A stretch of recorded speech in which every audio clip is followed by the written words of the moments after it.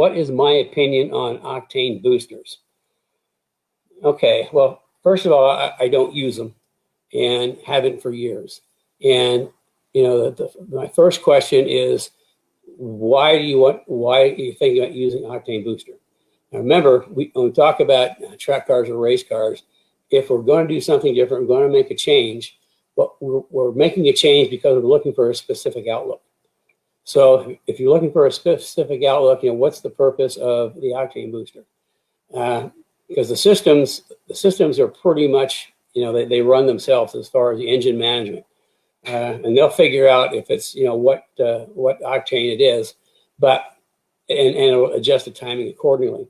You know, the only time I would see that somebody would even think about something like an octane booster would be if it's a turbocharged motor, supercharged motor, and they're not sure the quality of the gas.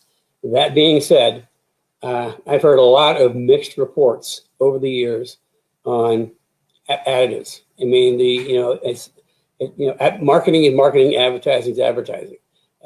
They're trying to sell product, and like I say, I've heard mixed results. I think the one I've heard that maybe is pretty good starts with T, like Torque or something like that. I can't remember. But when you ask that question, I remembered something that I read, and I spent a little time, more time than I wanted to yesterday, trying to find a little article that I read on specifically on additives, performance additives. And it was written by somebody at Sunoco. And okay, fingers crossed, I'm going to try to bring this document up. Okay, fuel tips, what's really in the additive. Now this is by somebody at Sunoco. And you know, when I don't use octane boosters, I just go get better gas. You know, Sunoco's got a really nice selection of race gases. I think the GT is what we use. I think it's like 98 octane unleaded, and that seems to work for everything. We use that in Roy's car, which actually has it's a Daytona prototype engine, so it's running a lot of compression, and but that gas seems to work really good for everything. Anyway, here's what he says. How do you know it's really in fuel additives at every auto parts store? Read the safety data sheet, easily found online. Section 3 will list the product composition. And we took a deeper look at a popular fuel treatment aimed at the enthusiast market. That's one of probably many. And the promise was too hard to ignore: increased power, more torque, cleaner injectors, reduced emissions. 16-ounce bottle was $11. Treat 1 tank of gas. The SDS, that's the data, or it's up here somewhere. Safety data sheet says the product's main ingredient listed to range from 2/3 to 3/4 is a blend of aphatic and aromatic hydrocarbons C2 to C20. Sounds exotic. He said that's gasoline. Most likely being used as a solvent for the additive. This ingredient is fluff. Nothing special about the gasoline to help treat fuel. The fuel additive under our virtual microscope also contains 20% to 30% 3-oxo-1-hepatol, another exotic sounding compound. Quick research in the CAS number, specific codes assigned to every chemical substance reveals that it's just a relatively non-volatile, inexpensive solvent, also known as butaoxyethylene or butyl glycol. An 8-ounce jug, roughly a gallon, retails for about $20. The final ingredient listed comprises of no more than 5% in a 16-ounce can, glycerized mixed. I'm killing these words, but that's okay. Octanol. The CAS number quickly reveals that the composition in question, the glycerides, are fatty acid chains that are used in many consumer products, including soaps and cosmetics.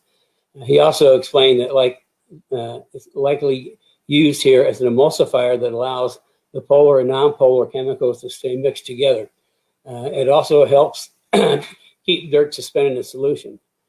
So, you know, do the math. $11 fuel additive contains about 20 cents worth of gasoline and 75 cents worth of a common industrial solvent. Then less than an ounce of an emulsifier. And then his thing is, or you could just buy decent race gas. So there. I made a PDF of that. I'm gonna have Brad post that up in the resource section for the Speed Therapy Society.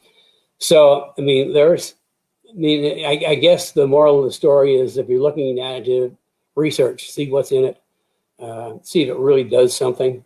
I know at one point a lot of the so-called additives had like diesel in them, just to make the gas heavier.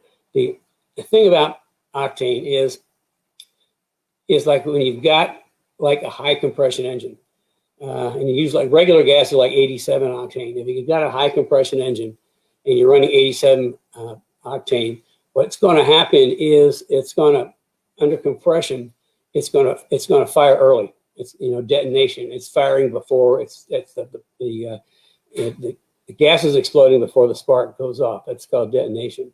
And what happens is they have, you know, lead used to be in gas. It's a heavy metal to slow down the burn, so you get the full compression before it explodes. So in a lot of cases, I mean, like years and years ago, there was like mostly diesel in like the gas treatment, because, you know, it's a heavier solvent, and it would slow down the burn, so you don't get pre-ignition from the not enough octane. So I mean, the moral of the story, I mean, I rather than using an octane booster, I find some place that has some decent race gas, and it wouldn't take a lot of race gas mixed with a regular gas to increase the octane. But like I say, I mean, you need to be looking for a specific outcome. I mean, if you are like on the dyno tuning and you wanted to, you know, put more timing in, you might run a higher octane gas and then tune it to that gas. But aside from just putting an octane booster in a car that's not supercharged, you know, I don't know that there's a lot of value to that. And as you can see from an expert, it could be more fluff than really good stuff.